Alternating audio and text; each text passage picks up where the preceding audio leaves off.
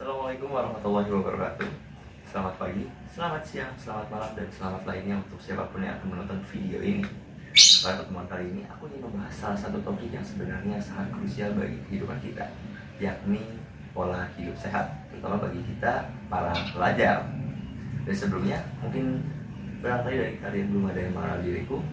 Perkenalkan, aku Farel Alfairus, salah satu siswa dari SMA Negeri 3 Tambun Selatan, kelas 12F, di mana kebetulan aku juga merupakan salah satu mantan obesitas ketika dahulu waktu beberapa tahun yang lalu, di mana topik ini menjadi salah satu topik yang menurutku menarik karena cukup relate dengan kehidupanku pribadi, di mana aku sudah melewati banyak perubahan, banyak tantangan untuk merubah diriku yang sebelumnya menjadi yang sekarang.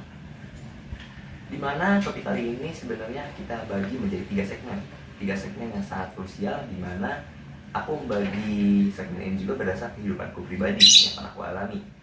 Dan untuk mendapatkan suatu gaya hidup sehat yang baik bagi para kita pelajar, kita perlu mengatur 3 pola hal ini. Tetapi sebelumnya, sebenarnya gaya hidup yang sehat itu gaya hidup apa sih? Gaya hidup yang sehat adalah gaya hidup yang ideal bagi para kita seorang pelajar untuk memiliki suatu kesehatan yang optimal. Ini tidak selalunya tentang harus menurunkan berat badan, harus melihat badan yang jadi lebih baik, tidak. Tapi setidaknya kita dapat membuat tubuh kita itu lebih optimal, lebih sehat, dan tidak mudah sakit. Seksi yang akan dibahas ini dibagi 3 segmen, yaitu pola makan, yang kedua pola latihan, yang ketiga pola istirahat.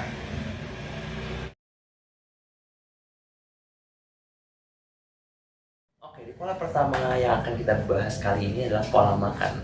Dan seperti yang kita tahu, sebenarnya dari ketiga pilar ini, pilar pertama atau tentang pola makan adalah pilar yang paling penting bagi tubuh kita. Karena mostly banyak sekali kasus-kasus mengenai turunnya imun tubuh manusia yang terkena penyakit, itu tuh didasarkan oleh pola hidup mereka yang tidak sehat, terutama dari makanan yang masuk ke tubuh mereka. Sebenarnya pola makan yang sehat itu seperti apa?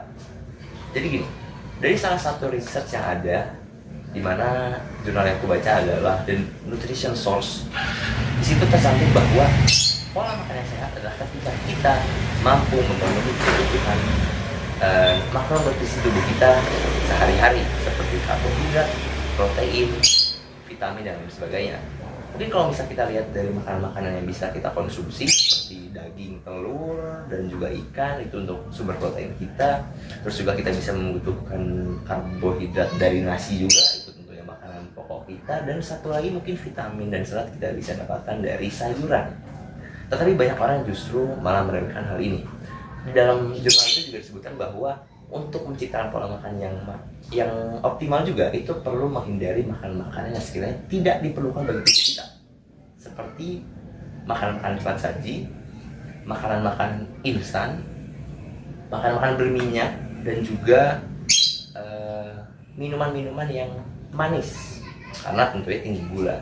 Aku pribadi pengalaman ketika waktu obesitas dulu, makan-makan seperti itu emang enak sekali di lidah, tetapi di dalam organ kita mungkin tersiksa gitu loh, karena memang makanan dan minuman seperti itu tuh sangat enak dinikmati, itu perlu diakui. Tetapi untuk memulai kehidupan yang sehat, perlu kita mengubah pola makan ini.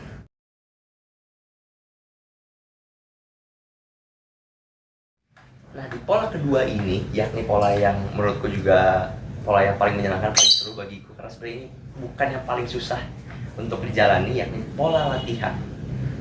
Kenapa kita perlu pola latihan ini?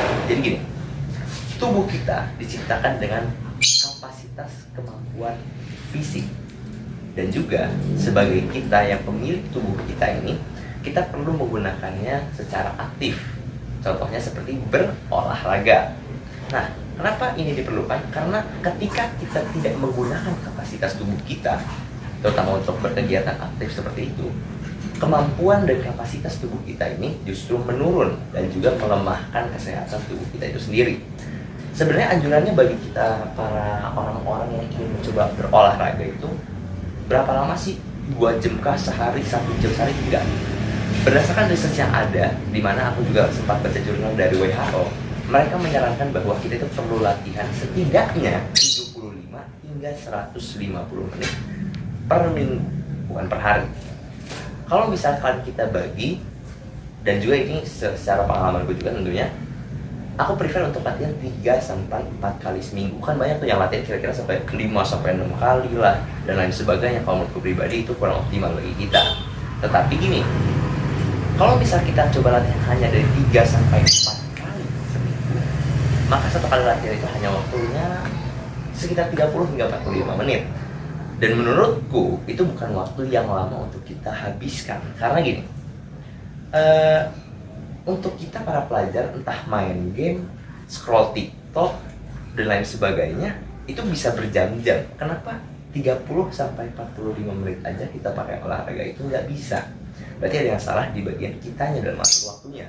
Karena sebenarnya, oh saya mau olahraga tapi nggak ada waktu. Itu bukan nggak ada waktu, tapi itu juga hanya belum ada kemauan. Kalau yang lihat seperti itu.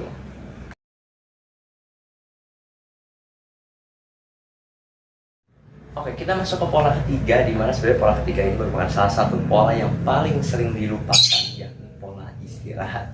Pola istirahat atau yang biasa kita sebut juga waktu tidur merupakan salah satu pilar yang sebenarnya kita tidak bisa remehkan, karena tubuh kita memang perlu aktivitas fisik. Tapi dengan adanya aktivitas fisik ini justru membutuhkan waktu istirahat juga.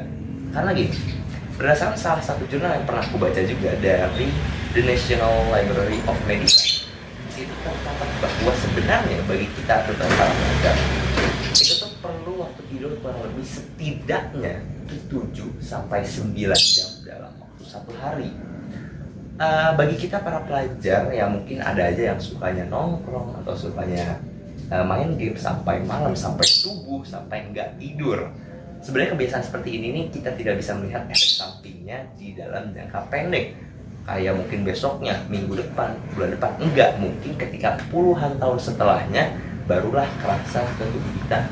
Karena waktu tidur bukan waktu recovery bagi tubuh kita, di mana kinerja otak, kinerja organ semuanya itu perlu diistirahatkan di waktu tidur itu. Jadi itulah pembahasan dari 3 pola yang kita butuhkan untuk mencapai gaya hidup yang sehat bagi pelajar. Jujur saja, aku berharap di mana video ini bisa berguna bagi kalian semua yang menonton. Dan bukan hanya untuk bagi pelajar, karena tips ini juga bisa digunakan bagi orang-orang yang sekiranya memang membutuhkan. Semoga bermanfaat ke depannya. Saya Farhan Fairuz pamit undur diri. Terima kasih. Assalamualaikum warahmatullahi wabarakatuh.